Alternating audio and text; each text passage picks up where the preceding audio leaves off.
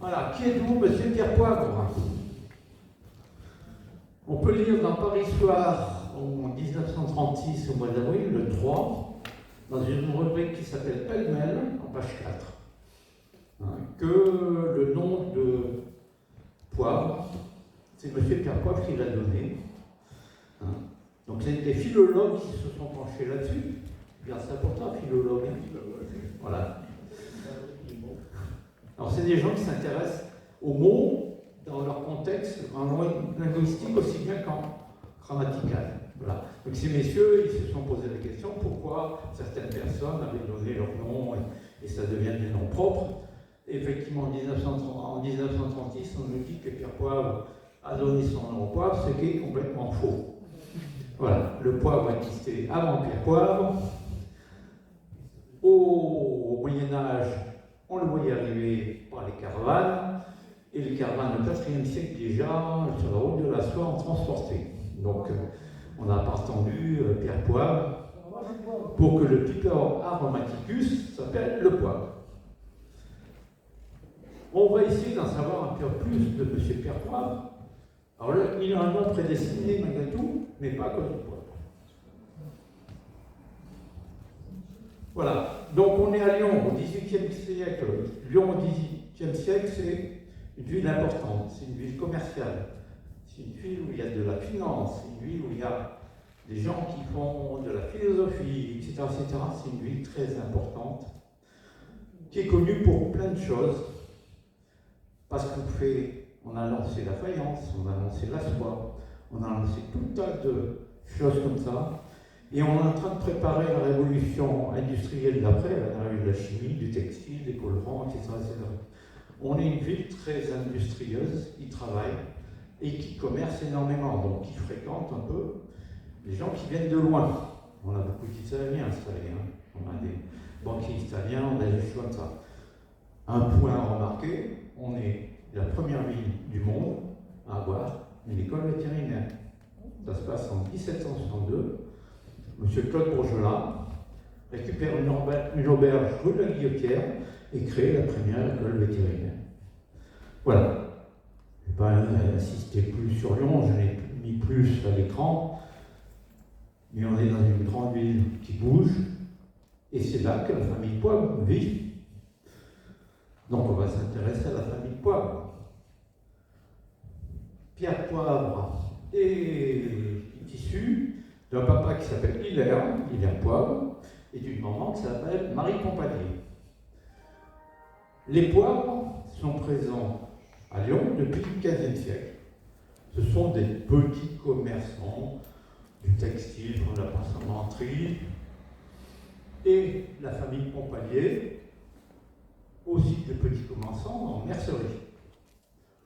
C'est assez naturellement que deux petits bourgeois lyonnais se fréquentent, et que Hilaire épouse Marie Pompalier, bien qu'il ait 28 ans de plus qu'elle.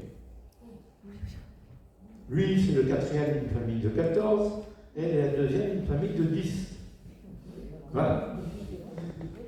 Et ces braves gens se marient le 3 novembre 1718 à Saint-Nizier, l'église Saint-Nizier.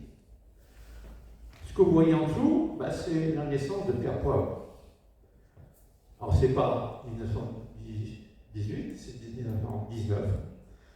On est au mois d'août. Et le 23 août 1719, le petit Pierre Poivre arrive. Les parents habitent rue de Grenette, en plein centre de Lyon, à 2 pas de l'église Saint-Nizier. Et donc, Pierre Poivre est baptisé à l'église Saint-Nizier.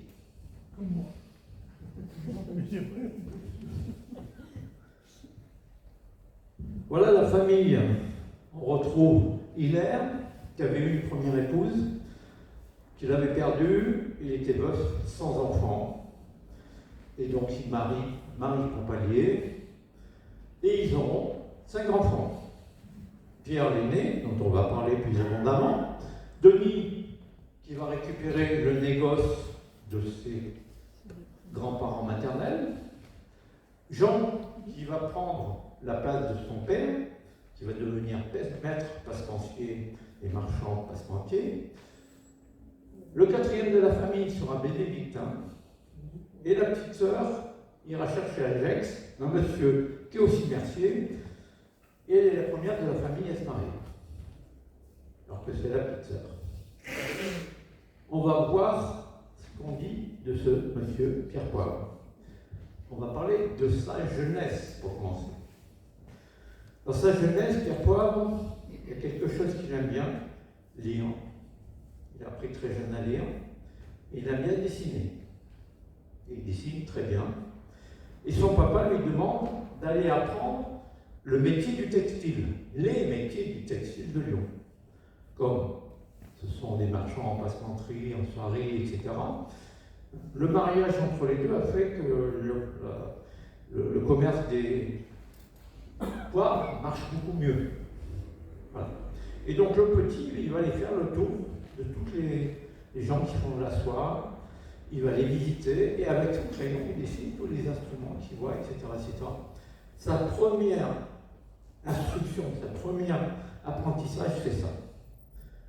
Il sait écrire, il sait parler, il sait dessiner, et il rapporte tout ce qu'il apprend des arts textiles de Lyon. Au bout d'un moment, le papa, qui est un ami des missionnaires de Saint-Joseph, les missionnaires de Saint-Joseph, ils ont ce blason, c'est un séminaire qui est en haut de la Croix-Rousse.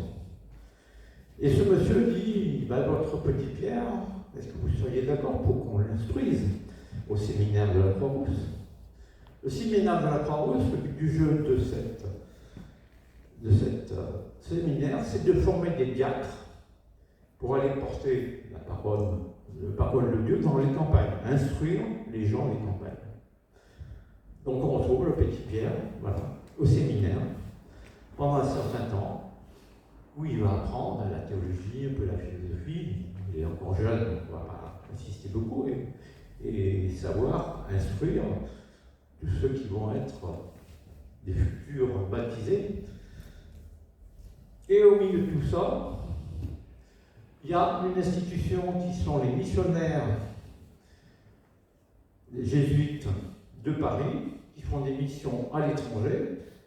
Ils viennent à Lyon, les missions se rencontrent, ils s'entendent pas entre eux, mais ils se rencontrent quand même. Et le supérieur de la mission des jésuites de Paris dit au petit Pierre, à ses parents, il serait bien que Pierre vienne avec nous pour apprendre et devenir missionnaire, partir à l'étranger. Le petit Pierre, lui, il a appris ce que c'était que l'industrie à Lyon. Et dans ses visites, qu'est-ce qu'il a vu et qu'est-ce qu'il a entendu, et que vous ne savez peut-être pas, c'est que la première expédition française à l'étranger sur les mers, c'est bien les commerçants lyonnais qui l'ont payé. C'était vers les Amériques à l'époque. Et c'était toujours des voyages un peu particuliers, parce que la France, on envoyait des commerçants, ceux qui payaient, ils avaient le droit d'y aller, pour faire les commerces. Mais on leur attribuait toujours des prêtres. Parce que chaque fois qu'on voulait quelque part, on voulait aussi convertir les gens au catholicisme du roi. C'est pas pour ça qu'on n'a pas envoyé de temps en temps des luneaux un peu partout, mais voilà. Donc, Monsieur de Rochebonne, l'archevêque de Lyon, s'insurge un peu, il dit aux parents, mais comment se fait-il qu'un enfant aussi mal né, vous le laissez éventuellement partir dans les missionnaires de... Voilà. Il va mieux le garder à Lyon. Il prêche pour ses paroisses. Il faut bien voir que sur le test archevêque, il a été formé par les jésuites à Paris. Mais bon. Voilà. Donc, le petit Pierre, lui, avait déjà montré une certaine un peu réticence quand on voulait prendre des décisions à sa place. Donc il dit à ses parents, moi ce que je vois, c'est qu'on propose d'aller courir les mers, et courir les mers, il dit, à Lyon, on avait envie d'aller loin. Il avait envie d'aller loin, on lui propose d'aller loin, il a envie d'aller loin. Il dit à ses parents, laissez-moi passer à Paris. Et les parents le laissent passer à Paris. Voilà la vue actuelle de ce que sont les missions étrangères, qui existent toujours. On a toujours des prêtres qui se préparent là pour passer par terre l'étranger. Alors, pas le bâtiment qui est à droite, mais le bâtiment qui est à gauche. C'est le bâtiment qui a été rénové depuis, mais qui ressemblait un passant à l'époque de Louis XIV. Et Louis XIV avait demandé ce que ça s'appelle le séminaire pour la conversion des infidèles dans les pays étrangers. Bon, ça n'a pas été retenu comme titre, hein. C'est le séminaire des missions étrangères, c'est pas mal, mais on ne l'a pas conservé quand on voulait convertir les infidèles. Ah, ça ressemblait plutôt à ça, et donc le petit Pierre va passer un an, l'année 1740, au séminaire. Il est né en 1719, hein. Donc il a tout juste 20 ans, monsieur. Au séminaire, c'est reparti. Instruction de base, théologie, philosophie.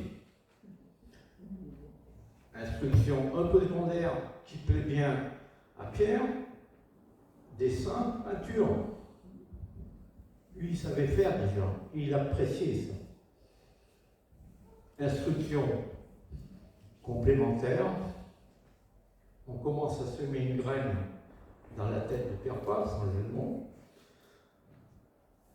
C'est-à-dire que les missionnaires, on leur dit, vous allez parcourir le monde, il faut être attentif à ce que vous allez voir, en particulier les plantes, et soyez attentifs aux plantes que vous pourriez, les plantes alimentaires ou médicinales, que vous pourriez rapporter pour la France. Ça ne tombe pas dans le règne sourd. Et ce monsieur se dit, mais j'ai tout ce qu'il faut, moi, pour y aller. Je sais parler, je connais la religion, je m'intéresse, je sais dessiner, je vais pouvoir apporter et des écrits, des dessins de tout ce que je vais voir pour la France. Et comme il se débrouille pas trop mal, dans beaucoup de livres, on dit que c'est un élève très brillant, etc. Dans ses écrits, il n'a jamais dit qu'il était brillant. Mais bon, il se débrouillait pas mal. Donc, indépendamment de tout cet enseignement, on lui propose d'être celui qui instruit les catéchumènes, ceux qui veulent être baptisés. Voilà. Et ça, c'est pendant un an, à peu près, il va vivre à Paris. Tout ce que je vous raconte, je l'ai sorti de quelques livres, en particulier celui-là. Pierre Paul, il a écrit un livre qui s'appelle « L'observation sur les mœurs et les arts des peuples de l'Afrique, de l'Asie et de l'Amérique ». La première édition est parue en 1768, c'était à l'issue de ses voyages, hein, puisque pour l'instant on était en 1740, il se formait. Ce livre, l'éditeur, on dit Observation sur les mœurs, ça va pas se vendre. Et l'éditeur a dit Voyage d'un philosophe. Pierre Paul, il n'a pas du tout cette prétention. Donc il n'a pas mis Voyage d'un philosophe. C'est l'éditeur qui l'a rajouté, disant on est au XVIIIe siècle, un peu deuxième moitié du XVIIIe siècle, on est à la période des Lumières, les philosophes ont la cote, et les voyages, ça fait rêver. Donc ça va se vendre. Et si vous continuez un petit peu, ça c'est la première édition, si vous allez voir la troisième édition, et bien ça s'appelle Voyage d'un philosophe, il n'y a plus rien d'autre. Et c'est toujours marqué, écrit par Pierre Paul. Il n'y a pas du tout écrit ça. Bon. Et on a rajouté à l'intérieur des choses sur la troisième édition déjà. On a mis une notice sur sa vie. Parce que la troisième édition, il était plus vivant. Et on a mis 2 de ses discours, les discours qu'il a fait, et j'en parlerai un peu plus tard. Donc, première chose, je me suis basé sur ce qu'avait écrit Pierre Paul sur lui et ses voyages. Et j'ai rajouté ce qu'a écrit Madeleine Mitophane. Madeleine Mitophane, vous ne connaissez peut-être pas, historienne, archiviste de l'île Maurice. L'île Maurice, c'est où va passer un certain temps, et j'en reparlerai Pierre Paul. Et effectivement, il y a 25 à 30% des écrits de Pierre Paul sont dans les archives de l'île Maurice.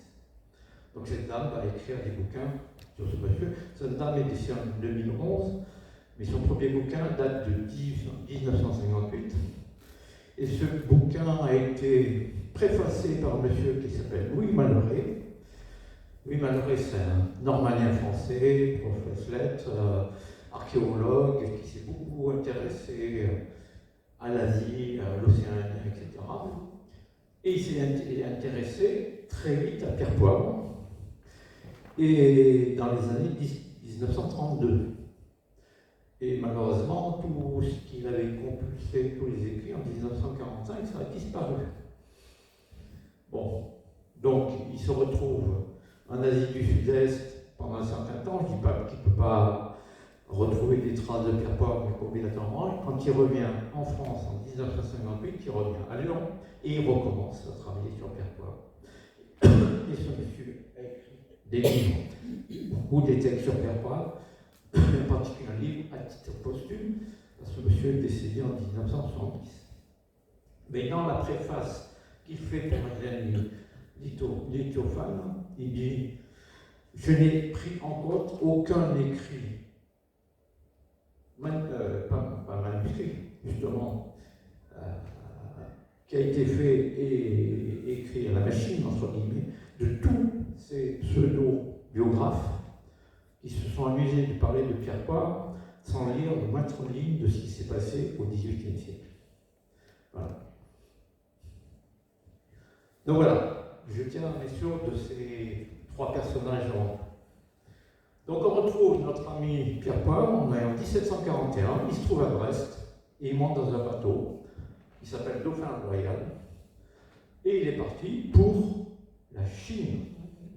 Parce que les missionnaires, ils ont dit, direction la Chine. Alors, il va faire un tour en Asie, il n'y a pas que la Chine, mais on va démarrer par la Chine.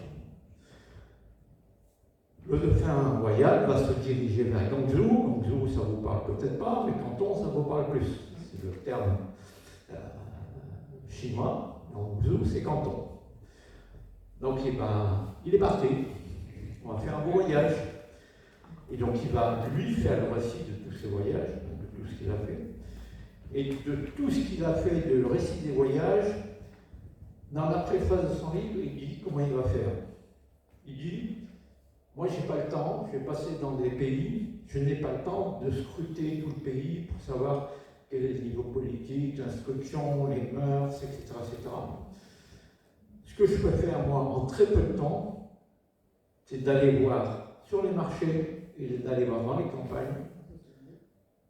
Est-ce que les marchés, il y a des légumes, il y a des fruits, il y a des choses comme ça. Et est-ce que dans les campagnes, les moissons sont bien organisées, les arbres sont bien alignés, etc.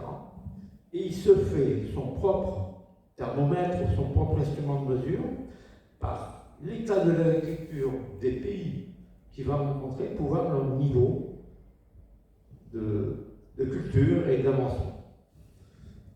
Et dans son livre, il dit, si je trouve beaucoup de fruits, c'est abondant, c'est bien rangé, etc., je pourrais me dire en moi-même, je suis parmi des hommes. Ce qu'il écrit lui-même. Voilà.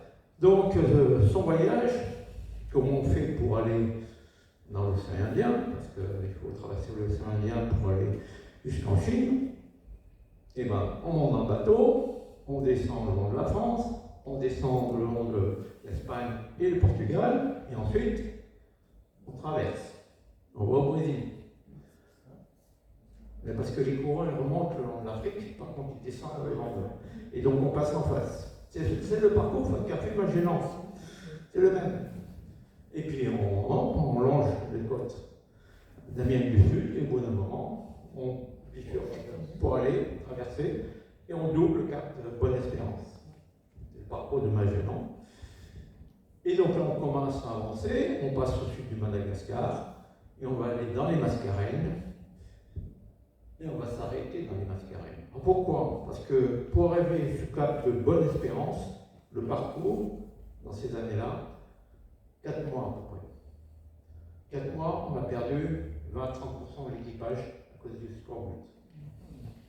Donc il est temps d'aller se poser quelque part, pour faire de l'eau, retrouver de la nourriture un peu saine, avec un peu de vitamines, avant de redémarrer son voyage. Donc il va s'arrêter à La Réunion, qui s'appelle l'île Bourbon à l'époque.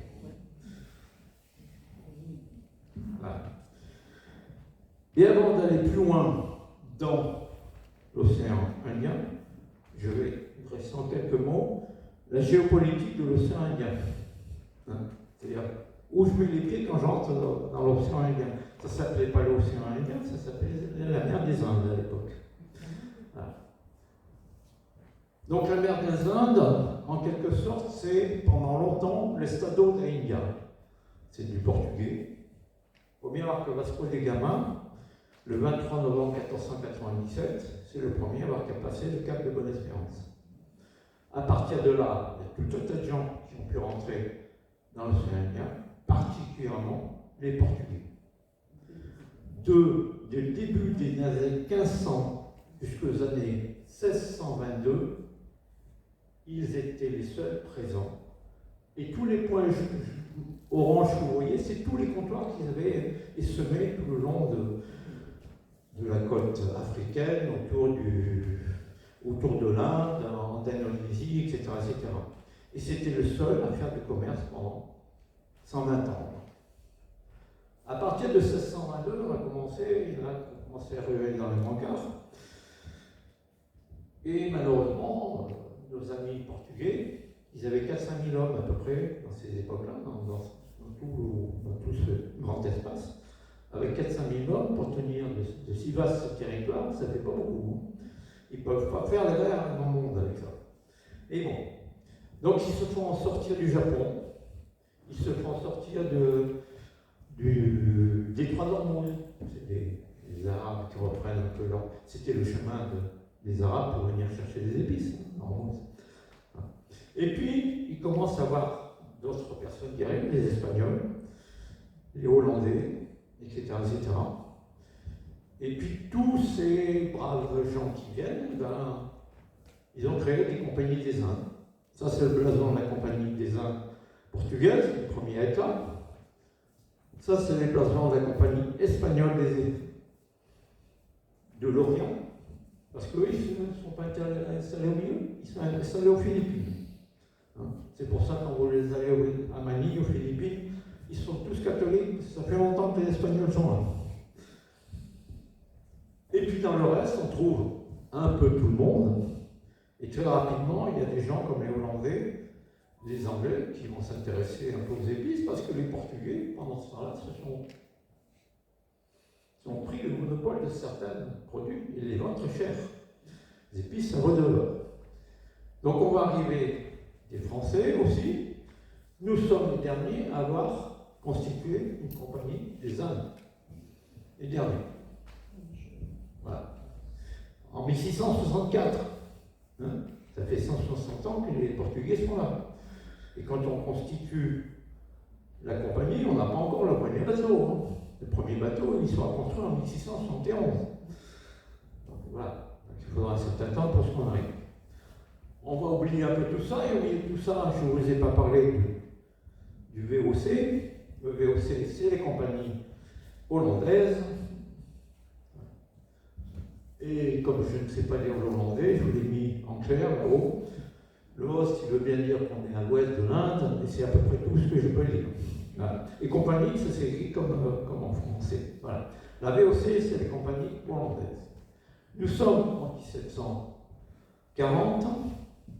Et en 1740, qu'est-ce qui s'est passé? Ou juste avant, nos amis hollandais ont décidé de muscler un peu le débat, parce que pour l'instant, toutes ces compagnies sont des compagnies de transport maritime, et nos amis hollandais changent la donne.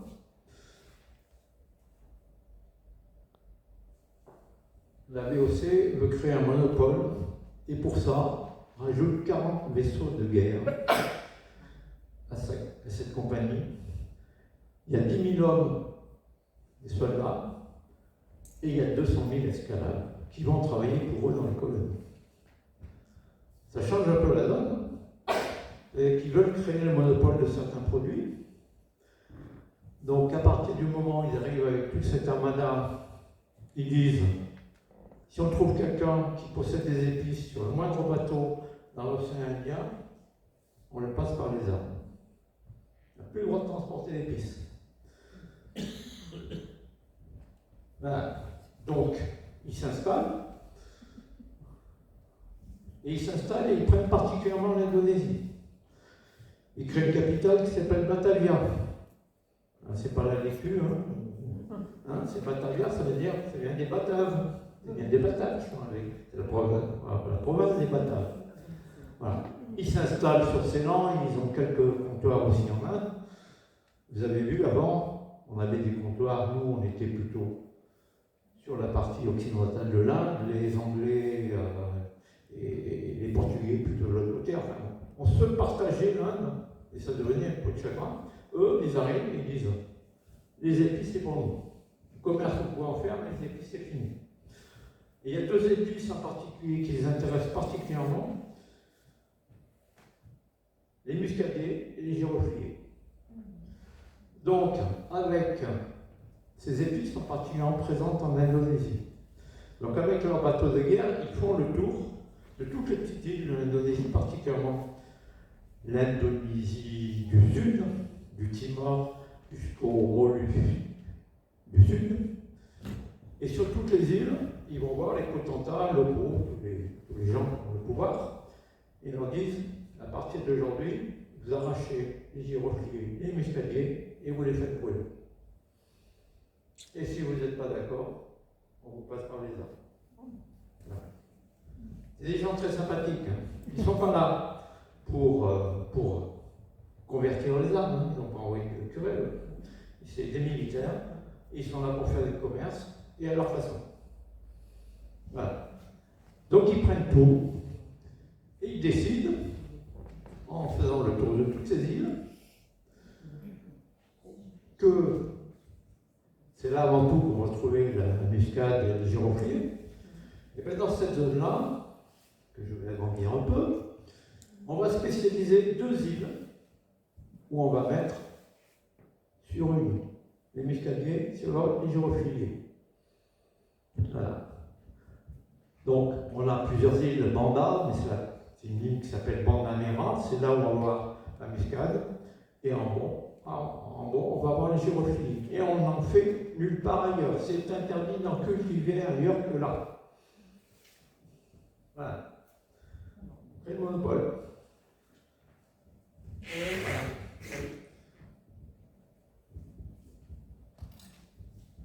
Donc ce monopole, ça va être important, et vous allez voir qu'ils vont en faire pire que ça. On va revenir à Pierre Poivre. Ça y est, il avance dans l'océan Indien. Fortune de mer est bonne.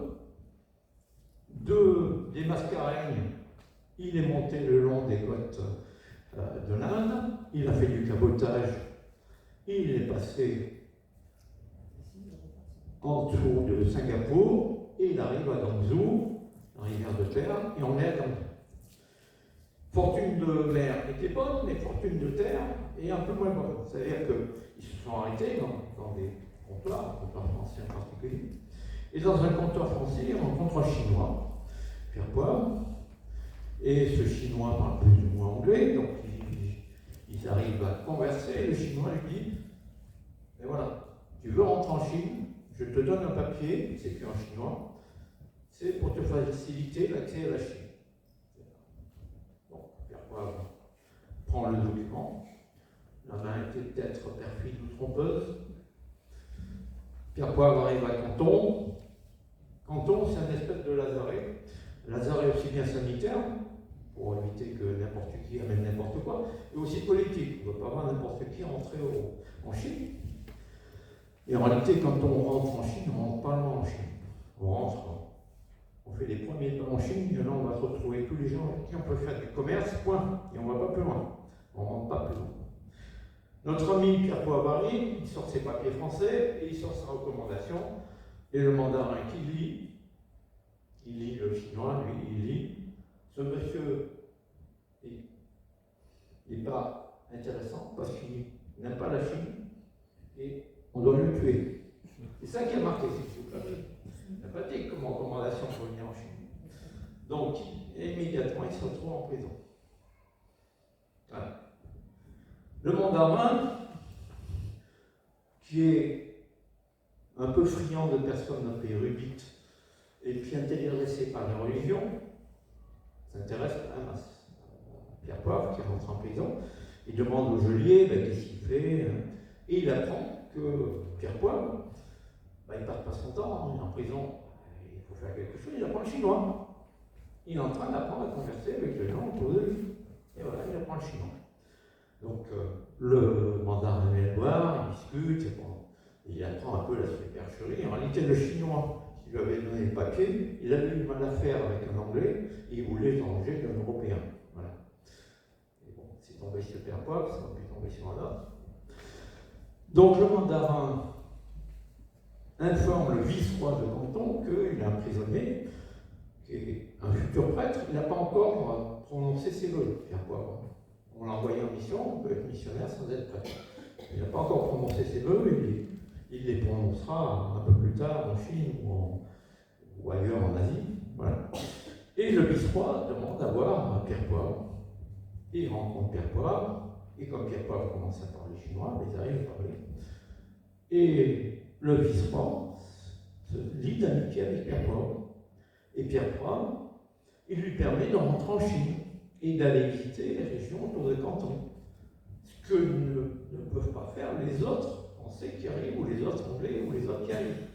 Il va, et il est fait, entre guillemets, toujours prisonnier, parce que il y a eu un mot d'ordre pour qu'il soit en prison, mais il a le droit de le visiter, et au bout de 2 ans, il a visité pas mal, on le libère, et on dit, vous avez le droit de quitter la Chine. Quitter la Chine, il retrouve le bateau, le Dauphin Royal qu'il avait amené, parce que le Dauphin Royal, ça fait bouger les missionnaires, et il reprend où il devait reprendre son parcours. De Guangzhou, il va descendre à Macao, et de Macao, on va le retrouver en Cochinchine, c'est-à-dire un peu plus bas où il y a marqué Vietnam, c'est ça le Cochinchine, et juste au-dessus du V de Vietnam, c'est Hue, c'est là qu'ils sont. Enfin, Pierre Poivre commence à faire ce qu'il est venu faire, et qu'il était venu évangéliser les gens. En Chine, il n'a pas eu le droit de le faire. Il était prisonnier, il avait le droit de bouger, mais on ne lui permettait pas de faire ça. Donc il commence à faire ça. Mais sans oublier d'aller sur les marchés, de voir et de s'apercevoir qu'au Vietnam, on fait du riz, c'est pas nouveau, mais qu'il y a une race de riz, il y en a même deux, mais bon, d'une même race, qui sont du riz sec. On n'a pas besoin de rizière pour le faire pousser. Et lui, dans sa tête, il dit, mais c'est peut-être intéressant de l'installer en France ou dans nos colonies, en Guyane ou ailleurs, aux Antilles. Bon. Il commence à gamberger sur qu'est-ce qu'on peut en faire, puisqu'on lui a demandé de s'intéresser aux légumes. Et puis, voilà, le temps se passe. Il va passer 2 ans en Chine, il va passer 2 ans au Vietnam, il va retourner 1 an en Chine.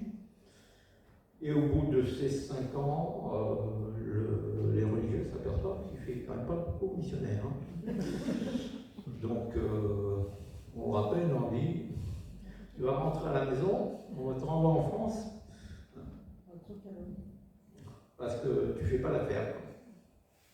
Donc voilà, notre ami qui est de nouveau à Canton, il reprend un bateau, ce coup-ci un bateau de la Compagnie des Indes, qui va le ramener en France. On est en 1745, vous voyez, ça fait à peu près 5 ans qu'il tournait, qu'il a vu plein de choses, qu'il a écrit, qu'il a dessiné. Ça fait 5 ans qu'il fait ça. Et donc, le bateau, au lieu de passer par Singapour et de faire du cabotage, le bateau, il décide, lui, de passer par le détroit de Bangka, qui est entre Java et Sumatra. Pourquoi c'est en orange? C'est parce que c'est les Hollandais qui sont là.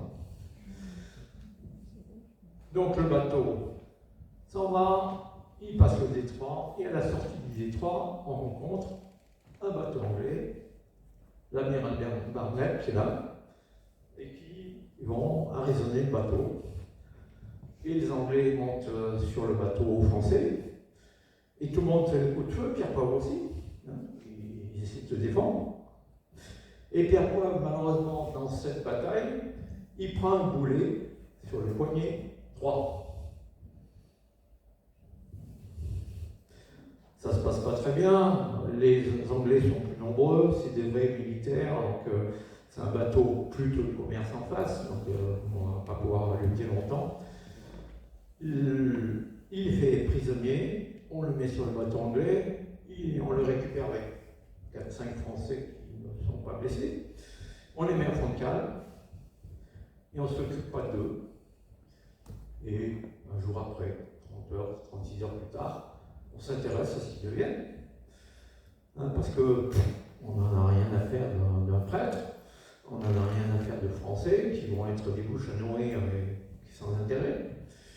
Et puis on s'aperçoit qu'il est blessé. Donc le chirurgien même de l'armée anglaise va regarder sa plaie. Ça fait 36 heures que la vie macère et qu'on n'avait rien fait, on n'avait même pas pensé, rien du tout. Donc la gangrène s'est mise et on va être obligé on va couper beaucoup plus haut. Donc on coupe le bras un peu plus haut. Malheureusement, le chirurgien finit à peine de couper le bras, il y a le feu qui est déclaré sur le bateau. Le feu est déclaré, tout le monde s'en va. Tout le monde va soit chercher de l'eau, soit fuir pour être près d'un canon ou si ça se passe mal. Et donc notre brave Pierre Poivre, qui vient d'être opéré, on lui a coupé le bras, et bien il est en train de perdre son sang. Heureusement, ils arrivent à éteindre le feu, le chirurgien et les médecins reviennent, et c'est là qu'il cautérise, on fait rouge. Mais il est très affaibli, et il ne meurt pas, malgré tout. Et les médecins, à l'issue de son voyage, ils expliquent ça, il n'avait pas assez de sang, il aurait dû avoir une inflammation rénale, il montait en température. Il n'avait plus assez de sang pour monter en température. Et c'est ça qui l'a sauvé. C'est ça que disait le médecin. Voilà. Je vous ai dit tout à l'heure, il y a des gens qui ont écrit des livres, et j'ai repris un bout de texte dans le livre, là, justement, qu'il ne fallait pas lire, d'après M. Malheureux. On lui fait dire à ce moment-là, quasiment, chouette, youpi, j'ai plus le bras droit, donc je ne peux plus le lire, donc je ne suis plus prêtre. C'est une aubaine. Je ne suis plus prêtre. Bon, c'est pas exactement ça qu'il a dit, justement, puisque lui, il dit, je ne peux plus dessiner. C'était ça, pour lui, l'important. Il ne pouvait plus dessiner. Les Anglais n'ont rien à faire des braves Français, ils ne veulent pas les nourrir. Ils vont les déposer à Batavia, chez les Hollandais. Les Hollandais non plus n'ont rien à faire d'un prêtre qui ne peut plus bénir, et des quelques Français qui sont là. Mais bon, on est dans des îles qui étaient occupées par les Portugais, donc c'est plutôt des catholiques. Ils acceptent un peu les Français, ils arrivent à survivre, ces braves Français. Bon, on donne un peu de main au port, en particulier les Valides.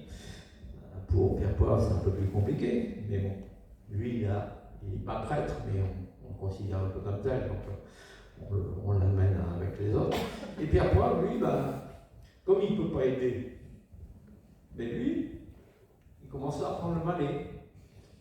Il commence à apprendre à écrire dans la main gauche, etc., etc.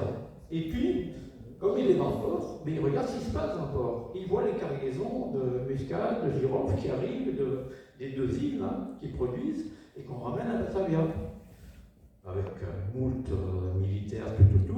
Et à Batavia, on descend tout dans le port et on fait des tas. Et à peu près 80% de la production, on fait un gros tas, et 20% on monte dans les bateaux qui partent vers l'Europe. Et les 80%, on les brûle devant la population. Pour leur dire, on crée la pénurie, et voilà. Ce qui peut vous arriver si vous vous mettez en travers de nous, l'espèce d'autodafé d'épices. Voilà. On crée la pénurie. On avait créé le monopole, on était allé en agriculture, on crée la pénurie, puisqu'on brûle une bonne partie des choses. Bon, nos braves amis vont vivre à peu près 4 mois dans le port de Batavia. Et au bout de 4 mois, ils arrivent à trouver un bateau français qui part vers l'Océan, vers Mergui. Alors Mergui, actuellement, c'est en Birmanie, mais à l'époque, c'était le royaume du Siam, la Thaïlande. Et ils vont y passer l'hiver, parce que l'hiver, dans cette zone-là, il y a beaucoup de tempêtes et les petits bateaux qui ne sont pas très costauds n'ont pas les moyens. Donc, ils vont passer par Mergui, ils vont passer l'hiver là-haut. Et à partir de Mergui, ils vont aller à Pondichéry. Pondichéry, en 1745, avant 50, ça ressemble à ça. C'est tout en bois. On reçoit des épices, on reçoit tout un tas de choses du commerce et avant tout des entrepôts. Et puis les bateaux qui rentrent et les bateaux qui sortent. Voilà, c'est ça Pondichéry. Et à Pondichéry, il tombe sur deux personnages qui s'appellent Monsieur de la Bourdonnais et Monsieur Duplex. Voilà. Monsieur de la Bourdonnais, qui est un militaire de l'armée maritime de France, et Monsieur Duplex, qui est un civil, qui lui est attaché à Pondichéry. C'est un des intendants de la ville. Et ces messieurs ne s'entendent pas. Donc Pierre-Paul essaie de les réconcilier. Il y a eu un problème avec la ville de Madras. Notre ami Duplex, qui n'est pas notre ami, mais peu importe, avait voulu faire la guerre aux Anglais, et donc les Anglais s'étaient pris à lui, et puis notre ami la Bourdonnais était venu avec ses bateaux. Il avait battu à une bataille navale à Benagam, ça doit s'appeler. Il y avait des Anglais qui étaient super en nom, il les a battus, et il a pu libérer Duplex. Et ils étaient fâchés, parce qu'à l'issue de la bataille, celui qui avait gagné avait demandé une rançon pour libérer les chefs anglais. Et l'autre, qui ne voulait pas qu'on libère les chefs anglais, il voulait qu'on rase la ville de Madras. Voilà. Donc c'est pour ça qu'ils sont en colère, qu'ils ne s'entendent pas. Alors que la ville de Madras avait été rasée par Duplex, et l'autre avait. Donc c'est ce qui veut dire que notre ami Pierre Poivre, qui demandait un peu de l'aide à ces gens-là, et à qui je demande de l'aide, si je demande à l'autre, il va m'en vouloir, réciproquement, parce qu'il ne se voit pas. Bon, il se rallie à la Bourdonnais, parce que la Bourdonnais, lui, il lui a demandé de rentrer en France, hein, c'est ça. Et la Bourdonnais, lui s'occupe des îles Bourbon, etc. Et il va retourner justement à l'île Bourbon. Donc il monte dans le bateau de la Bourdonnais pour aller à l'île Bourbon. En réalité, il arrive à l'île de France, c'est-à-dire à l'île Maurice, et il va découvrir l'île Maurice. Voilà.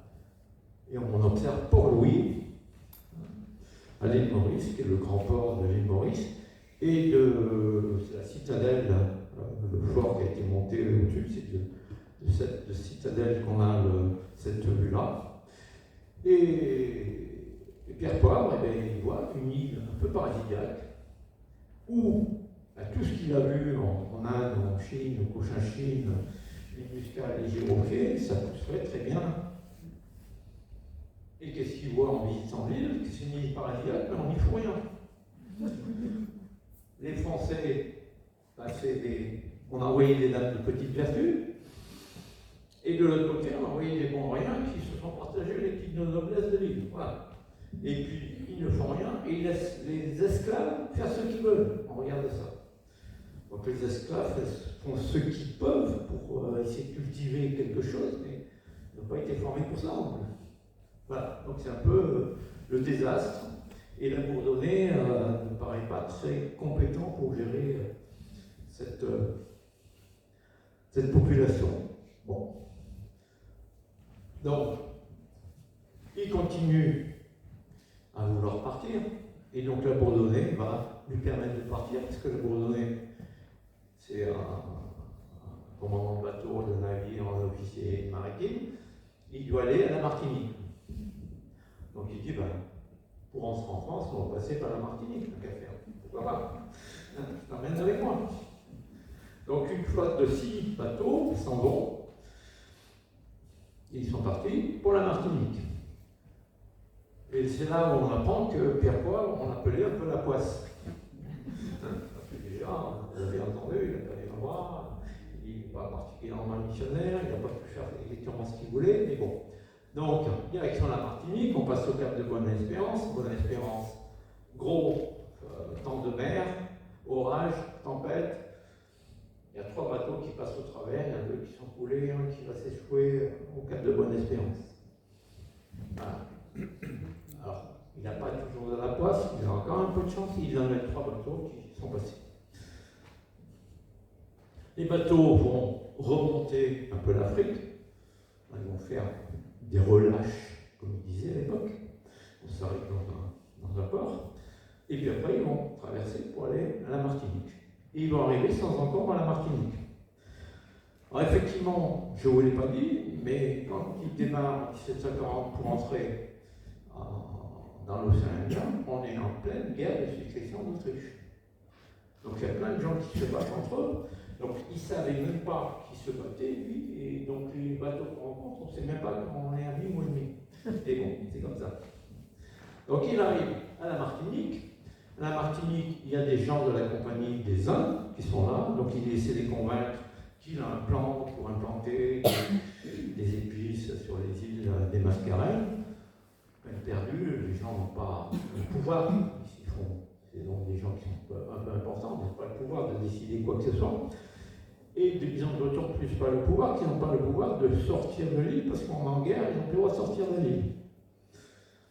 Donc, Pierre Poivre s'en embête un peu, parce que lui, il a son projet, c'est un monsieur imposé, il est un peu pressé de le voir se mettre en œuvre.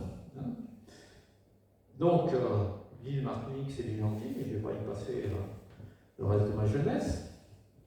Avec quelques Français, ils prennent un canot et ils vont jusqu'à l'île Saint-Eustache.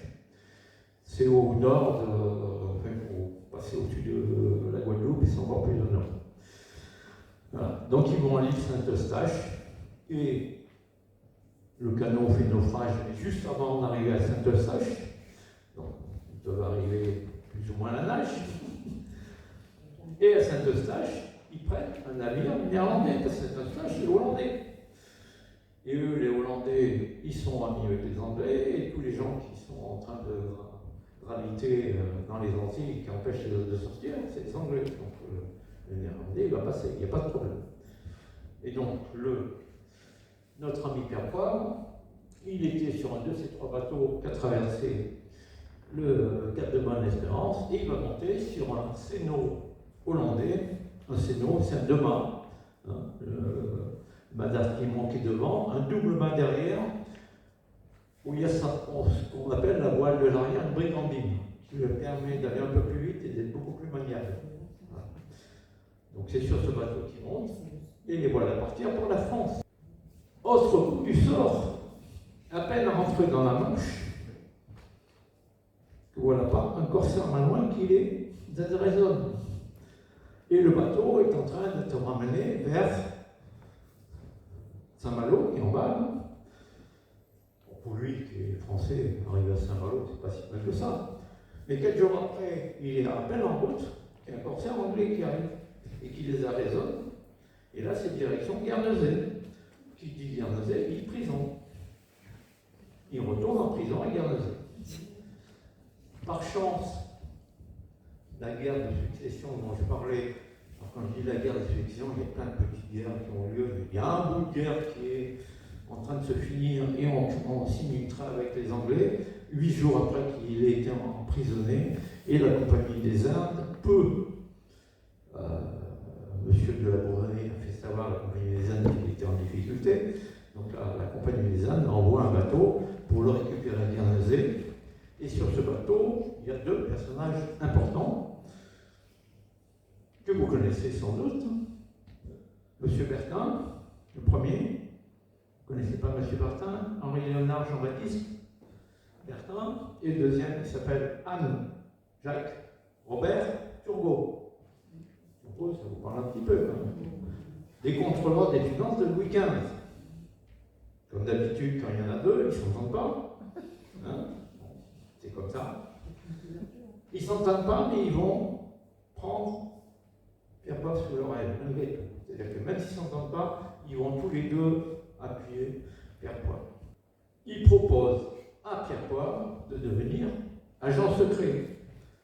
Votre mission, si vous allez là, comme dit le film, c'est d'aller récupérer des noix de muscade ou des girofliers, et voilà. Donc vous allez retourner là-bas et vous allez vous débrouiller, peu importe comment vous faites, vous les volez, vous les achetez, vous faites ce que vous voulez, mais il faut ramener des choses à l'île de France.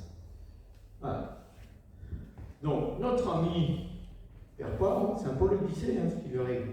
Il est reparti, il est passé à la Martinique, il revient à peine en France, il n'a pas mis un pied en France, il est déjà reparti, et il repart, et donc là, il a quelques atouts, ça fait 5 ans qu'il a gravité, il a quelques connaissances, le vice-roi par-ci, un potentat par-là, il a fait connaissance avec plein de gens, il est toujours très aimable avec tout le monde, donc il y a plein d'endroits où il peut aller, il est très bien accueilli. Donc il fait le tour, il est à la Manille, Macao, en Chine, il ramène à l'île de France des canonniers, tout un tas de plans. Et les Lyonnais, il ramène des verres à soie. Il ramène des plans, mais il n'a pas trouvé ses giroflées et ses muscadiers. Donc, il dit, je ne vais pas y arriver comme ça, c'est pas en faisant le tour des gens que je connais, parce que c'est au milieu des Hollandais qui ont mis en navire de guerre, il faut que je fasse autrement. Donc, il se grime en loup de mer. Le loup de mer, c'est qui? C'est quelqu'un qui rôde dans les ports, qui rentre dans les bars, qui offre des coups à tout le monde, et qui discute comme ça avec les gens, et essaie de trouver l'information. Il va faire ça pendant 1 an et demi à peu près. Il va un peu dans tous les bars, j'allais dire de la région, les grandes régions. Et au bout de 2 ans, il a l'information. L'information, c'est qu'effectivement, il y a bien que dans les Moluques du Sud, qu'il y a 2 îles où on peut avoir tout ça. On voit les Banda Island, c'est en bon qui est juste au-dessus, en dessous de Ceram, c'est là que ça se passe. Et pour atteindre cet endroit, en venant de l'océan Indien, c'est compliqué. La meilleure façon, c'est au-dessus du carré, ce que vous voyez, c'est les Philippines. Il se dit, je vais aller m'installer aux Philippines et je vais essayer de descendre vers ces îles. Et je vais voir ce qui se passe. Donc il s'installe aux Philippines. Il va faire une première descente, on est en 1752. Il fait un peu chou blanc. Il redescend. Et il réussit à avoir une poignée de muscade germe. Une poignée. Il pousse ça dans sa veste, il ne faut pas qu'on trouve sur lui. Et puis il rentre à Manille d'abord, et son bateau coule, donc à faire. Donc il est obligé d'attendre un bateau français qui passe. Le bateau français qui passe, c'est un bateau de la Compagnie des Indes qui va à Pondichéry, donc il va aller à Pondichéry, demander de l'aide, à Duplex qui lui dit tu peux remonter sur ton bateau, j'ai assez vu. Il avait choisi le Bourdonnais. Ce qui fait qu'il arrive avec le bateau quand même à où il a envie d'aller, et il confie à un monsieur qui vient d'arriver sur l'île, un certain Jean-Baptiste Christophe Fusé-Aublé, qui est un pharmacien botaniste, qu'un certain Buffon. Buffon, c'est le jardin du Roi, le jardin des plantes d'aujourd'hui, le jardin du Roi. Donc ce monsieur l'avait envoyé pour qu'il monte un jardin pour faire des plantes et un laboratoire pour fournir des pharmaciens ou des apothicaires, on disait à l'époque. Voilà. Donc ce monsieur est là pour ça. Donc Pierre-Paul serait content de voir quelqu'un qui connaît les plantes, donc il lui donne ses noix germées, et puis rebelote, il repart vers Manille pour essayer de continuer.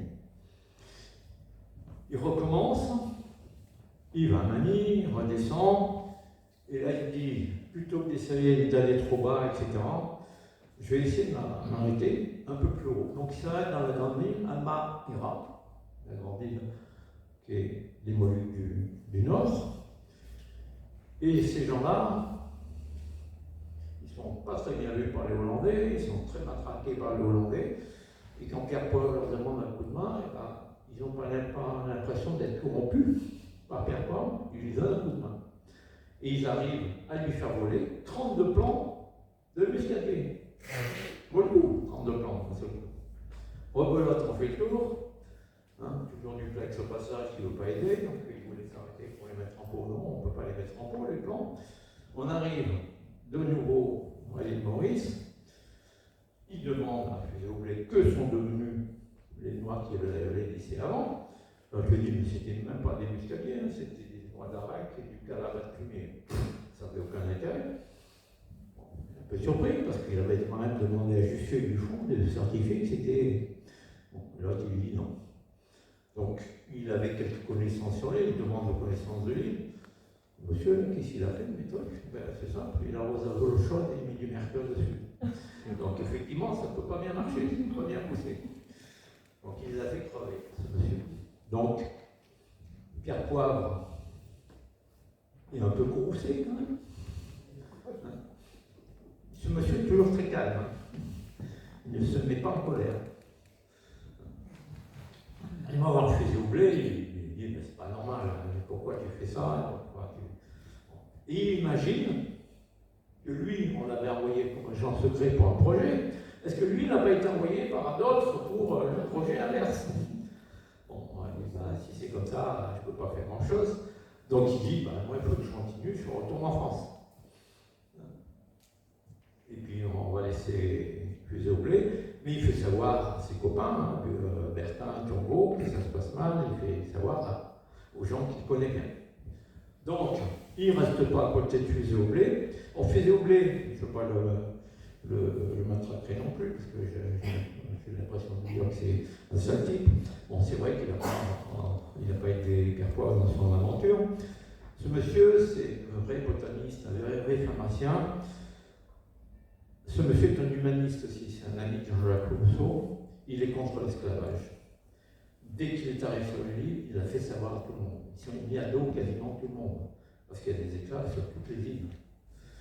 Donc ce monsieur, voilà, est-ce que c'est à cause de ça qu'il dit, Pierre Poivre, ils sont tous dans le même bateau et je flingue ses produits? C'est possible, je n'en sais rien, mais c'est possible.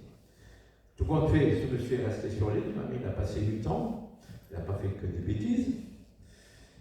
Et au bout de 8 ans, c'est fini par arriver au roi, avec Bertin Turgot qui a insisté. On l'a fait revenir en 4e vitesse de là, on dit on n'a plus rien à faire là, on revient en France. À peine arrivé en France, on revient en Guyane. Et c'est le monsieur qui est connu pour avoir fait le plus grand herbier de toutes les plantes endémiques de la Guyane. C'est un vrai botaniste, il a fait plein de choses quand même. Voilà, donc notre ami Pierre Poivre, lui, par contre, il s'en va. Il va quitter l'île et il va essayer de retourner en France. Donc il quitte l'île tout de suite, il va à Madagascar. Ça, il n'est pas avec Fusée-Oublé, il n'est pas obligé de le voir. Et puis il va attendre qu'un bateau passe. Et donc il attend qu'un bateau passe, et à peine arrivé en France, eh bien il y a un corsaire anglais qui le kidnappe en Coranco et il se retrouve dans des geôles irlandaises, c'est possible. On est le 23 décembre 1756. Et la compagnie des Indes allait payer la rançon pour le libérer un peu plus tard. Il sera libéré en début 57 et enfin il retourne au pays, à Lyon. Vous voyez, c'est un peu le lycée d'Homère, il a fait un certain temps, un certain tour avant de revenir à Lyon. À Lyon, il a quand même gagné un peu d'argent avec la Compagnie des Indes. Il était agent secret, on payait pour ça. Mais tant en temps qu'il avait besoin d'acheter un bateau comme ça, c'était avec sa poche qu'il payait. Donc il a un peu d'argent, mais il s'est pas enrichi comme s'enrichissent souvent tous les gens qui sont les commerçants là-bas, ou les intendants, ou les commandants. Mais bon, il achète une propriété à un instant en main au Mont d'Or, et le Manchot va devenir jardinier. Pendant une dizaine d'années, il a ramené tout un tas de plantes, toute cette graine, etc. Il va monter le jardin de la Fretta. Le jardin de la Fretta, on le visite depuis 2016. La première visite, c'est celle-là. Le monsieur, c'était le responsable des jardiniers de la Tête d'Or, qu'il faisait visiter à l'époque. Voilà. Donc, c'est visitable. Le château aussi est visitable. Et l'ensemble a été classé monument historique depuis 2017, c'est très récent. Bon, il s'installe, il fait son jardin et il est demandé par des gens qui connaissances, qu'il a fait des choses, qu'il a fait pas le tour du monde, il a voyagé loin, en particulier la Société des sciences et belles-lettres de Lyon. Donc, en 1759, au mois de mai, il est invité par cette société, il fait un discours. Je ne vais pas vous faire tout le discours parce qu'il est très long, mais on le trouve justement dans les documents de Madeleine, l'archiviste de l'île Maurice. On a l'ensemble du discours où il fait, par le détail de tout le commerce, de tous les comptoirs de toute l'océan Indien. C'est-à-dire qu'il y a telle chose qui part de là, qui va. Et on s'aperçoit que 80% du commerce est fait au travers de tout ça. Il n'y a pas grand-chose qui revient en Europe. C'est qu'on achète du thé en Chine, hein, les Français ramenaient du thé en France à l'époque, non, on l'avait vendu aux Anglais, puis en Inde. Et puis les Anglais ont acheté autre chose, et puis qu'on le vendait ailleurs, etc. 80% du commerce était toujours au travers de l'océan Indien. Et 20% revenaient vers la France. Voilà. Indépendamment de raconter sa vie à l'Académie des sciences, il raconte sa vie à sa famille. Il a 38 ans, il rentre chez lui. Et la famille est en admiration de ce monsieur qui raconte des histoires de corsaires, de navigation, de pays merveilleux, de fruits, de légumes, de machin. Et toute la famille vient l'écouter. Et dans cette famille, il y a une petite nièce, par sa belle-sœur, qui s'appelle Françoise, qui tombe en admiration. Ce monsieur, chaque fois qu'il vient, il est là, elle l'observe. Voilà. Le discours de l'Académie à Lyon a fait un peu de bruit. Donc, le secrétaire de l'Académie française lui demande de monter à Paris. C'est là qu'il rencontre d'Alembert, Jussieu, Buffon et tous les grands savants de l'époque, et qui refait un discours, et à la fin, le secrétaire lui dit, mais il faut tout écrire dans ce que vous avez fait. Et c'est le livre que je vous ai montré tout à l'heure. Lui, il avait pris des notes pour lui, il n'avait pas écrit pour être lu, il avait fait des notes pour lui, pour penser comment faire, le commerce, comment envoyer. Il n'avait pas pensé à écrire pour être lu. Donc c'est le secrétaire de l'Académie française qui lui demande d'écrire. Voilà. Pendant tout ce temps-là, il réfléchit, il essaie de comprendre comment monter réellement un projet pour que ça marche. Il ne veut pas tuer les Hollandais. Il veut que tout le monde ait pas sa part du gâteau, tout le monde a droit aux épices, et même les Indonésiens, ils ont le droit de gagner leur vie, de vivre de ça. Ils n'ont pas de souffrir sous prétexte qu'il y a des marchands qui veulent avoir tout le pouvoir. C'est ça son projet. Donc au bout d'un moment, notre ami Père Poivre, il y a plein de gens qui le sollicitent, et il dit, je vais écrire au roi. Après avoir fait un peu, au bout de 10 ans, elle a grandi, la jeune fille, qui avait 9 ans, Françoise. Et Françoise, elle demande d'épouser Pierre Poivre. C'est elle qui le demande. Parfois, elle lui dit, mais j'ai plus de 30 ans plus que toi. C'est pas grave, c'est toi. Et il l'épouse, Françoise. Il épouse Françoise. Et en même temps, ou juste avant, il écrit au roi. Alors, je ne vais pas tout vous lire, mais je vais lire à partir de Julien faire un voyage nouveau pour nous, François. Hein? Et là, il explique qu'il a lu plein de choses, qu'il a appris plein de choses. C'est son écriture. Avec la main gauche. Oui, avec la main gauche. L'original est à l'île Maurice. Voilà. Donc, il dit, j'ai vu plein de choses, et j'ai vu un endroit où il y a toutes les épiceries, c'est comme ça qu'on appelle les épices là-bas, et c'est tenu par un monopole qui est un peu cynique. Donc c'est ça que je vous demande d'essayer de faire tomber pour que tout le monde en profite. Et il signe votre très humble et très obéissant serviteur, le poivre. Voilà, c'est comme ça qu'il signe, c'est pour ça que j'ai mis la poisse, justement. C'est le poivre. Oui, il y a des tas message, mais quand on écrit à la plume, c'est un peu évident. C'est un peu évident. Voilà. Donc, il fait savoir au roi qu'il a des choses à dire. Et de l'autre côté, il y a Bertin et Turgot qui poussent. Et de l'autre côté, il y a la Compagnie des Indes qui est tombée. La Compagnie des Indes, on s'est aperçu que c'était n'importe quoi, ils faisaient n'importe quoi. Comme beaucoup de fois, chaque fois qu'on monte des compagnies qui sont tenues avant tout par des commerçants, ils veulent faire des commerces, et le reste, ils n'ont rien à faire. Et ils font du commerce pour eux. Et le roi, il dit, non, il faut que ça rapporte à la France. Donc, bon. Voilà. Donc voilà. Et rapidement, après cette lettre, il reçoit, par l'intermédiaire de deux personnages, le duc de Choiseul et le duc de Praslin, qu'on va lui demander de devenir intendant des îles de France et de Bourbon, et de mettre en œuvre ce qu'il lui a proposé. On a réussi à le convaincre. On dit, mais bon, c'est bien de le nommer intendant, mais il faut faire un peu plus. On est intendant, c'est plutôt.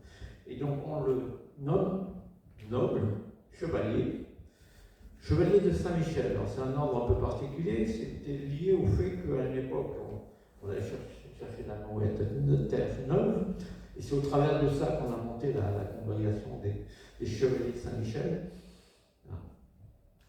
C'est pas idiot parce que la devise en français, c'est la crainte de l'océan immense. C'était l'océan Atlantique, là c'est l'océan Indien, mais c'est pas grave. C'est pas mal pour lui.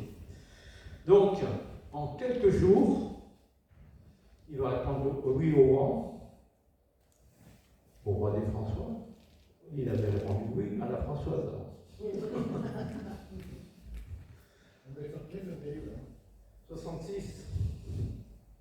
Le roi, c'est Louis XV. le 15 encore. Ouais. Choiseul, Praslin. Voilà, les ducs de Choiseul et Praslin. Le couple Poivre, son voyage de noces, ça démarre à Lorient. Lorient, qui est le siège de la Compagnie des Indes, c'est là où il prend le bateau de la compagnie, et qui va rejoindre sa future maison. Comme il a appris que la Bourdonnais avait été destituée, il va récupérer la propriété de Montplaisir, qui était la propriété de la Bourdonnais. Voilà. Il va y arriver, il va installer le jardin des Pamplemousses. C'est un des jardins botaniques les plus beaux et les plus remplis du monde. C'est l'île Maurice. Et il arrive et il refait le même constat. Il y a toujours les mêmes dates de petites vertus, les mecs qui font rien, et les esclaves qui font n'importe quoi. Il rassemble tout le monde au port, au oui, il fait un discours où il dit, eh ben, l'île avait tout ce qu'il faut pour elle, et l'homme a tout fait pour tout détruire. Et il dit, ce que dira plus tard notre personnage, le changement c'est maintenant. Et effectivement, il fait le changement. Du jour au lendemain, il met tout le monde au travail. C'est fini, ceux qui foutent rien. On met tout le monde au travail. La Bourdonnais n'avait pas réussi, lui, il y arrive. Il convainc les gens qu'il faut se remettre au travail. Pour ça, il fait venir des ingénieurs de France, pour refaire les routes, pour des agronomes, etc., etc. On replante des bois. C'est-à-dire que là, on arrachait les bois, on coupait le bois pour faire du bois de chauffage. Les terres étaient à nu, les terres petit à petit partaient à la mer. Il n'y avait plus de couverture. Voilà. Donc il remet tout en route. En 6 mois, il ramène plus de 600 plants différents de plantes, des Seychelles, des autres îles autour. Et voilà, il remet. Alors, il parle de l'île Maurice, mais il fait la même chose en même temps à La Réunion, etc. Les îles, donc il s'occupe un peu moins de l'île Rodrigue, qui est la dernière des Mascareignes, mais bon, il s'occupe des 2 premières surtout. Voilà. Restructuration de l'île. Et malheureusement, ou heureusement, c'est vous qui jugerez, Parmi les ingénieurs qui l'accueillent, il y a un certain Bernardin de Saint-Pierre. Bernardin de Saint-Pierre est ingénieur des ponts et chaussées de son état. Ce monsieur deviendra écrivain après. Mais là, il arrive comme ingénieur des ponts et chaussées. Et ce monsieur, qui arrive sur l'île, il n'y a pas grand monde, et une très jolie femme, c'est Madame Poivre. Et il tombe éperdument amoureux. Et à partir de là, il ne fait plus rien. Il écrit des mots doux, des billets, et voilà, c'est tout ce qu'il fait vis-à-vis de Madame Poivre. Pierre Poivre n'est pas au courant de ça, il ne voit rien d'autre qu'il dit, tu reprends le bateau, au revoir, ça c'est lui. Voilà. Et Bernardin de Saint-Pierre fait une dépression gigantesque après ça. Et c'est à l'issue de ça qu'il va écrire. Paul et Virginie. Voilà. Paul et Virginie. Il est passé un certain temps, mais bon.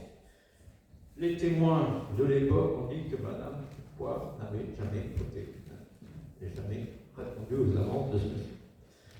L'honneur est sauf. Voilà notre ami Bernardin de Saint-Pierre, qui a fait qu'un bref séjour sur l'île. Et voilà notre monsieur qui est arrivé, lui, il est en train de. J'ai dit à la démarrer, quand on est déjà dans l'océan Indien, il y a un moment qu'on est parti de France, il faisait un tour du monde. C'est monsieur de Bougainville. Monsieur de Bougainville passe sur l'île, il va faire de l'eau, il va refaire de la nourriture, etc. Voilà. Et donc ce monsieur lui dit, mais super ce que tu fais sur l'île. Mais tu n'avais pas un autre projet? Elles sont où les épices? Et il le remet en scène pour dire, voilà, ça y est, c'est bon, l'île marche bien, maintenant il faut s'occuper des épices. Et il le fait. Et là, il a un peu plus de moyens. Il envoie 10 bateaux qui vont faire le parcours Magny et redescendre. Et les 10 bateaux reviennent des cales pleines. On est en 1770, le 27 juin 1770, le monopole des Hollandais vient de tomber.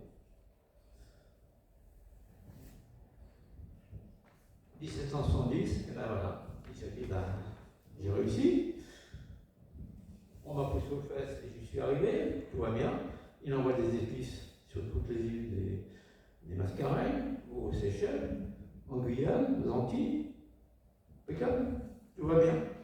Il dit, je vais pouvoir me reposer dans mon palace de mon plaisir et dans mon jardin de pamplemousse. Mais quand quelqu'un a réussi, on le ramène à la maison, généralement, en France. Puis, il a réussi, il va dormir sur ses lauriers, donc on le ramène. On va dire, c'est fini, on te ramène, on va envoyer quelqu'un d'autre. Et effectivement, on va le ramener à la maison en 1772, en fin 72.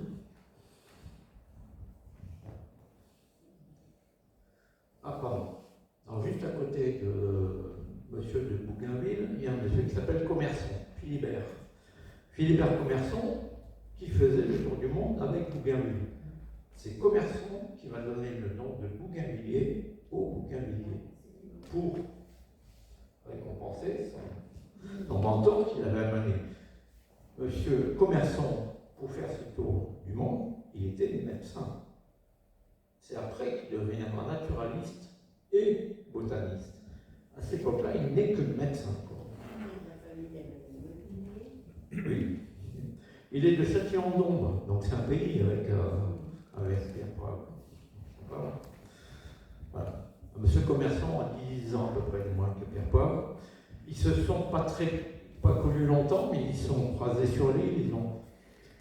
Bougainville est parti et est revenu. Il vivra, lui, 10 ans sur l'île. Et ils se sont croisés à peu près une année.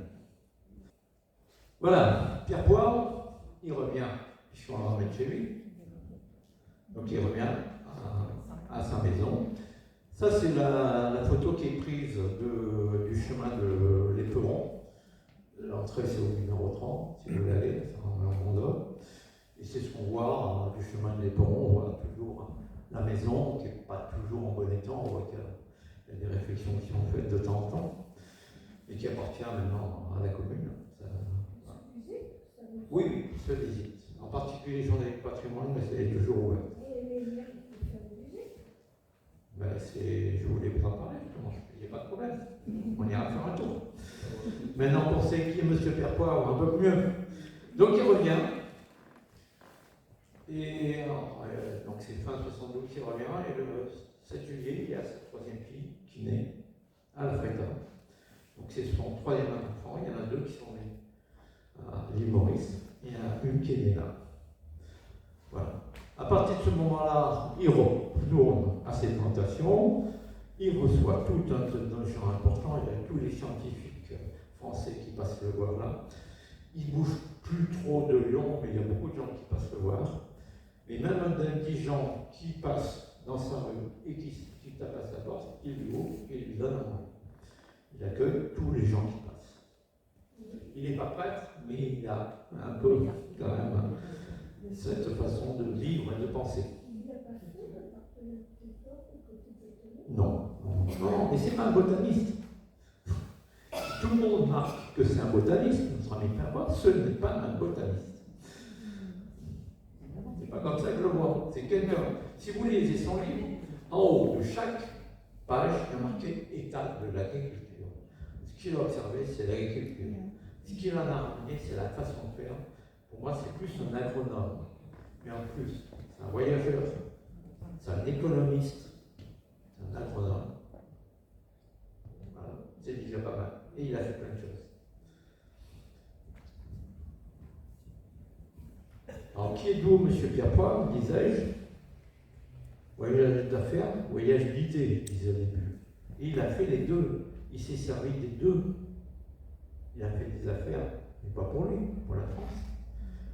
Il a poursuivi ses idées en conservant son côté religieux et sans le mettre en avant, et il n'a jamais été intronisé, mais en gardant toujours un état toujours neutre dans sa façon de parler. Il parlait à tout le monde, quels que soient les gens. Il n'a avoué personne. Voilà. Et avec beaucoup de mitaines dans tout ce qu'il a fait. On fait des choses, ça avance pas vite, mais au bout du compte, le résultat est là. Et bien c'est ça, Perpois. Au bout du compte, le résultat est là. Et au milieu, ça n'a pas toujours été facile. Alors ce monsieur va vivre un certain temps, il va manger un peu ses dossiers, il va travailler un peu sur les plantes et au bout de 8 ans, sa santé commence à fléchir. Son médecin, le docteur Rast, va lui dire va passer l'hiver à Hyères, en Provence, tu vas aller beaucoup mieux. Parce qu'effectivement, il a vécu sur les îles et il a eu du mal à se remettre aux hivers froids et humides de Lyon. Et ça n'allait pas bien. 2 ans avant de partir, il prend la goutte. Donc voilà, son dernier hiver important, il est passé à Hyères, il remonte de Hyères et tout l'été qui suit, on le voit décliner. Et le 8 janvier 1786, il succombe à un problème pulmonaire. Le 8 janvier, il est inhumé à la basilique d'Énée. Il est enterré là-bas. D'Énée. Oui, oui. Il y a une plaque qui est installée à la basilique d'Énée.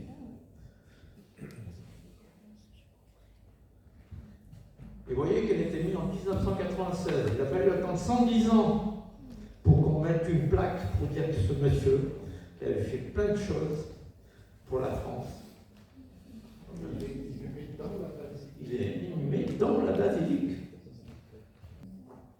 Voilà. Je remercie monsieur Darré qui est allé à la Réunion et qui a amené la photo que je vous présente, qui est dans un jardin de l'état de Saint-Denis. Qui n'a pas servi de modèle au dessin. Alors les dessins, on trouve beaucoup de portraits, et vous remarquerez si vous voyez les portraits, on ne voit jamais qu'il a le bras. Il manque. C'est le bras toujours caché dans le voilà. sur l'île de Maurice, on a quasiment le même, mais au lieu d'être en marbre, il est en bronze. Au jardin des Pamplemousses.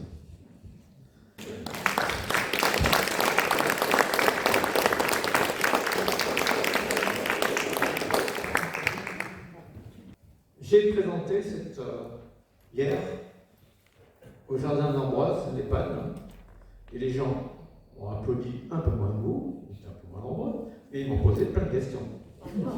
Oui, oui. L'espace Pierre Poivre qui a été inauguré, pourquoi le choix de ce nom à Chassieux? Alors pourquoi le nom de Pierre Poivre? Alors dans mes illustres prédécesseurs qui s'occupent un peu de l'histoire locale, il y avait des personnages comme M. Flageolet, M. Laviolette, etc., qui ont fait beaucoup de choses pour la ville et savoir qu'est-ce qui s'était passé. Et M.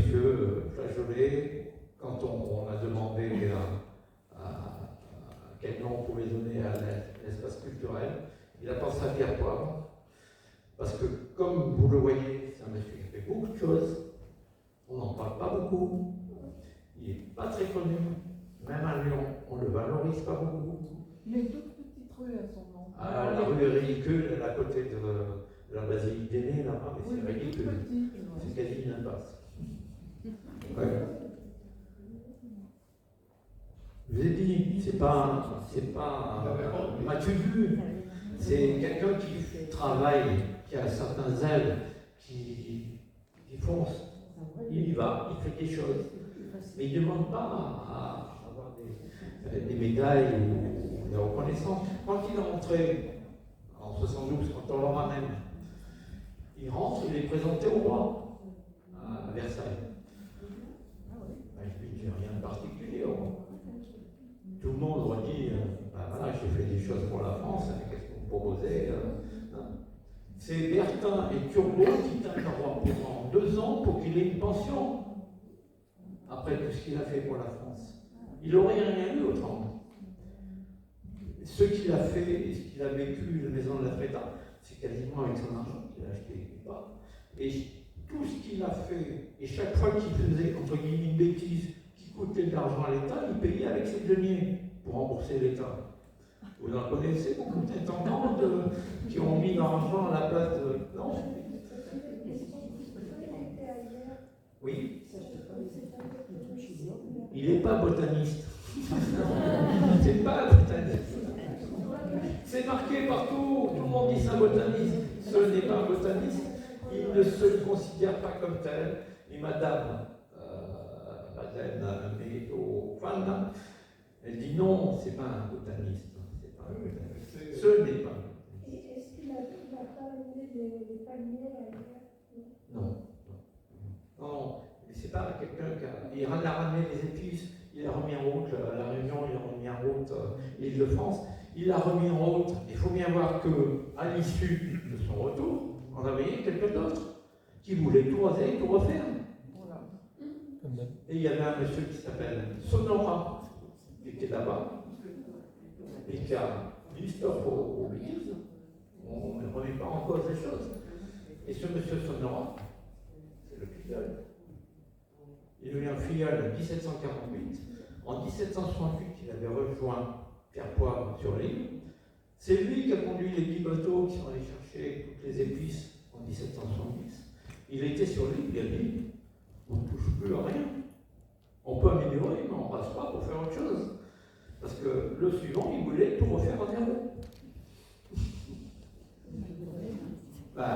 Et il y a un autre monsieur qui s'appelle Serré, qui est lui qui est un Mauricien, lui. Cette dame a écrit un livre qui s'appelle Le Triomphe de Serré. Il a continué à faire ce que faisait Pierre Poivre, faire le tour des îles pour récupérer des choses et les ramener vers ces îles. Donc il a des successeurs, que je connaissais, et qui, heureusement, mais effectivement, il n'est pas connu, il ne s'est pas fait connaître. La seule qu'il a fait connaître, c'est son épouse. L'épouse, elle a 30 ans quand il décède. Elle est jeune. Hein? C'est une jeune veuve. Elle monte à Paris, on est en 1786. On est à 2 doigts de la Révolution. Elle va dans les cercles littéraires, les cercles, tous les cercles importants où on échange des idées, elle peut faire connaître toute l'œuvre de Pierre Poivre. Et tout compte fait, cette dame, il y a la Révolution, donc c'est un peu difficile. Mais elle rencontre quelqu'un dans un cercle, justement, comme ça, d'initiés, plutôt de gens qui ont des moyens et qui sont plutôt industriels ou scientifiques. Et ce monsieur s'appelle Dupont de Nemours. Elle épouse monsieur Dupont de Nemours en 1795, dans la région parisienne. Ils partent aux États-Unis. C'est eux qui sont à l'origine de tous les Dupont de Nemours, la grande fortune américaine de Dupont de Nemours. Et cette dame est française, bien qu'elle soit devenue américaine, elle est restée française. Elle est rentrée en 1841, elle meurt à Paris, elle est enterrée au Père-Lachaise. Le nouvelle de l'histoire, Bernardin de Saint-Pierre est aussi au Père-Lachaise. Oui, J'ai cru comprendre que les Hollandais n'étaient pas très tendres à un moment donné. oui, ils n'ont jamais été avec personne. Il a réussi quand même à briser le monopole sans qu'il y ait de casse. Oui, il n'a jamais fait la guerre à personne. Et ce sont Il les souhaitait, non, mais ça marchait pas bien. Tous les gens de, comment ça s'appelle, de l'Indonésie luttaient contre, et donc il y a d'autres personnes, les Anglais, qui les ont armés. Il y a d'autres, c'est un peu plus compliqué que la simplicité que je donne. Voilà. Mais les Hollandais, il faut bien voir, c'est l'Afrique du Sud. Hein. C'était des gens qui en Afrique du Sud, non, je crois pas. Mais c'était pas mieux là-bas. C'est des commerçants, on en connaît d'autres aujourd'hui. Dans d'autres pays qui sont très vulgaires et très méchants. 230, à peu près 230 ans plus tard. Oui, oui. Qu'est-ce qui reste à l'île À l'île Maurice ou à l'île La Réunion, lui. Mais il reste, il y a sa statue qui est, il est connu, reconnu. Le jardin des Pamplemousses existe toujours, les maisons qu'il a habitées existent toujours. Une très grande partie, 30% des archives écrites de sa main sont là-bas. C'est-à-dire que ce que je vous ai montré, c'est à l'île Maurice, il n'existe aujourd'hui aux archives de la marine que des copies de ce qui est à l'île Maurice. Est-ce qu'il compte toujours? Alors, c'est compliqué, parce que quand il a ramené le riz sec, par exemple, la première fois qu'il ramène le riz sec, il a expliqué aux gens ce que c'était que le riz sec. Et les gens, ils ont dit, les esclaves, allez planter ça. Ils ont fait quoi, les esclaves? On leur dit planter, ils ont planté comme d'habitude le riz dans l'eau. Et ça n'a pas poussé. Et ils avaient mélangé du riz sec, du riz machin. Alors, on ne leur dit pas. L'agronome, il dit la façon de faire. Il avait donné la façon de faire. Là, tu confies aux esclaves. Chaque fois qu'on n'a rien fait pour les aider, il ne s'est rien passé. Par contre, ce qu'il a fait, et à la fin, quand il remet en route la Réunion et l'île Maurice, il n'y a plus d'esclaves. Il a donné des terres à tout le monde. Il a appris aux gens à faire comment il fallait faire. Et c'est pour ça que ça persiste. Et c'est pour ça qu'il y a plus vivants et qu'ils arrivent encore. Sinon, il n'y aurait plus personne sur ces îles. S'il n'était pas passé, il aurait trop appelé de tondu parce qu'il n'y avait quasiment rien pour survivre. Alors, ce qu'il n'a pas réussi à faire, mais qu'on arrive à, c'est les tortues dont j'ai parlé un peu. Les tortues qui étaient sur les îles, c'est ce qu'on prenait pour manger sur les bateaux. Quand on avait ce scorbut, on avait de la viande à pâte, c'était les tortues. Les mascarines. Il n'y a plus beaucoup de tortues en mascarines, mais bon, il a laissé l'idée et il avait donné aux Seychelles effectivement suffisamment de tortues pour que les tortues existent aux Seychelles aujourd'hui. Donc il y a des choses qui restent comme ça. Alors, j'ai parlé de Madame Poivre parce qu'elle est partie aux États-Unis, il y a la famille. Ce monsieur Poivre est beaucoup plus connu aux États-Unis qu'en France. Eh bien, parce qu'elle a fait la publicité pour son mari là-bas. Son ex-mari, elle a fait tout un tas de documents. 30 35% de la documentation Pierre Poivre est aux États-Unis. Mais même pas 5% en France. Dans la région Philadelphie.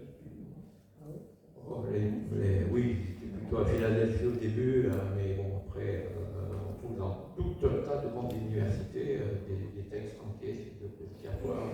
Les écoles d'Apollon, il y a des connaissances de Pierre Poivre ils ont étudié sur ce qu'il a écrit. Je ne crois pas particulièrement. On n'est plus dans la même époque, hein. On n'est pas avec les. On a vécu des époques où il fallait rencontrer, où il fallait mettre de l'engrais. On fait toujours des apprentis sorciers. Pierre Poivre, ce qu'il faisait, c'est qu'il regardait la nature. Comment elle répondait à la nature et qu'est-ce qu'on peut mettre à quel endroit que la nature peut bien accepter. Il faisait de l'écologie. Il ne faisait pas simplement de l'agriculture, on veut planter pour faire. Parce que planter pour faire, il y a plein de gens qui font ça. Hein. On donne des endroits, on va faire de l'huile de palme parce que les palmes c'est bien, mais on ne fait pas de courgettes. Hein. Donc les mecs ils peuvent faire du palme, mais ils n'ont pas de quoi bouffer. Et puis c'est pas ça. C'est-à-dire que sur les îles, il faut qu'il y ait à manger, mais aussi il faut que ces îles rapportent quelque chose. C'est-à-dire que si elles rapportent et qu'elles ont de quoi vendre des épices, elles ne sont pas à la charge. Elles survivent quand même. C'est l'économie qu'il a fait, c'est ça. Elles ne sont pas à la charge des autres. Ils sont autonomes alimentaires et ils ont de quoi vendre des produits. Yves, Oui. question généalogie. Oui. Les 3 filles, elles sont devenues quoi? Les 3 filles, la première malheureusement n'a pas vécu longtemps, elle était fragile, elle était comme son papa, elle était mieux sur les îles, revenue en France, elle n'a pas atteint l'âge de 20 ans. Voilà, donc ça n'a pas été très long. Les deuxièmes et troisièmes, elles ont vécu, elles ont fait de beaux mariages, avec des gens bien pensants. Alors le premier, la première, elle a épousé un monsieur qui a été le président de l'Assemblée de la Convention. On a fait toutes les grandes modifications après la Révolution. En particulier, ce monsieur, dans les milieux universitaires, on l'appelle le père des départements. C'est lui qui a fait passer les départements à l'Assemblée. Ok. Voilà. C'est pas lui qui a dessiné, hein. Il y en a plein d'autres qui ont dessiné les départements. C'était du poil des carrés, on les a améliorés, mais c'est lui qui a fait passer les départements à l'Assemblée.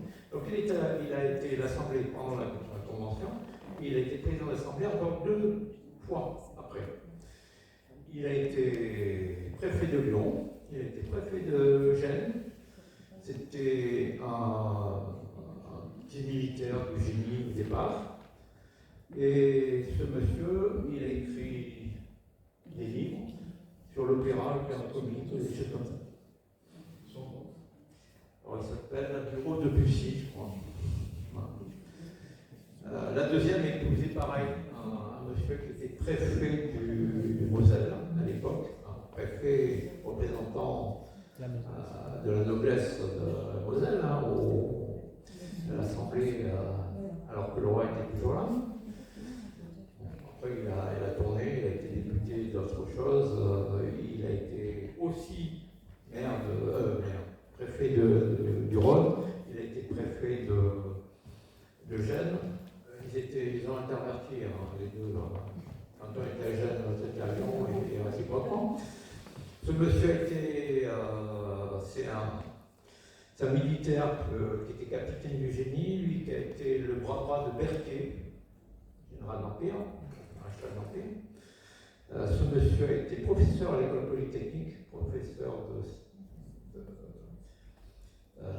pour la construction des fortifications. Voilà. Donc ces 2 filles ont eu, la première a eu une fille et un garçon. Le garçon a eu quelque chose de Pierre Poivre. Son deuxième prénom, c'était Poivre. Voilà. Mais ce monsieur n'a pas eu d'enfant. Et la fille s'est mariée. Donc aujourd'hui, on ne trouve plus le nom Pierre Poivre directement lié à Pierre Poivre. Les frères, lui, il n'a pas eu d'enfant. Le deuxième femme ne s'est pas mariée. Donc voilà, il y a eu une génération où il y a des poivres, mais c'est le deuxième, c'est Denis qui a eu des enfants. Aujourd'hui, les descendants de Pierre Poivre, on retrouve dans l'Aisne, les descendants de l'Aisne, et qui s'appelle Petit de Livet. Voilà. Petit de Livet, c'est leur nom. L'histoire. Oui, Avant qu'on connaisse Pierre Poivre, oui. ça s'appelait quoi ou c'est venu après Ça s'appelle Piper aromaticus. Voilà, c'est ça le nom au départ. Et c'est devenu le poivre en France parce qu'on a. Et le poivre français Pierre, ça s'écrivait avec un Y à l'époque. Voilà. Oui, donc il y avait Il n'y a pas de lien du tout. Non, c'est un heureux présage, mais c'est tout. Il n'y a pas de lien avec le poivre. On retrouve juste le poivre d'Arvor. Oui, mais lui, c'est breton, moitié breton, moitié normand, donc bon, c'est déjà pas terrible. On est moitié breton, moitié normand. Je suis breton, moi. Voilà. Mais je connais plein d'autres choses, mais je ne peux pas tout vous dire. C'est-à-dire que quand on lit ce qu'il a écrit, on voit qu'il est passé partout. Il indique les peuples qu'il a rencontrés, telle date, j'étais à tel endroit. Il est passé quasiment dans tous les comptoirs de toutes les Indes. Il était doté par l'empereur. Quand il était intendant, oui, il était payé. Et bien payé en tant qu'intendant. Mais quand il était missionnaire, il n'était pas payé. Il était missionnaire et quand il était agent secret, il était dans la Compagnie des Indes, il était bien payé. Voilà, c'est pour ça qu'il s'est acheté la maison de Saint.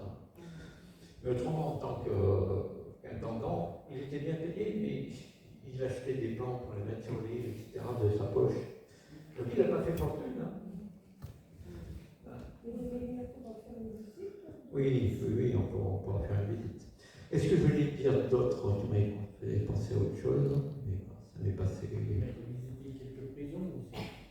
Oui, bon, il a été au minimum 3 fois en prison. La première fois, ça a duré environ 4 mois. La deuxième fois, un peu moins, la dernière fois, 8 jours. Mais il est passé en prison. Oui. Oui, un bagne, ou je sais pas quoi. Oui, pourquoi pas. Voilà. Oui.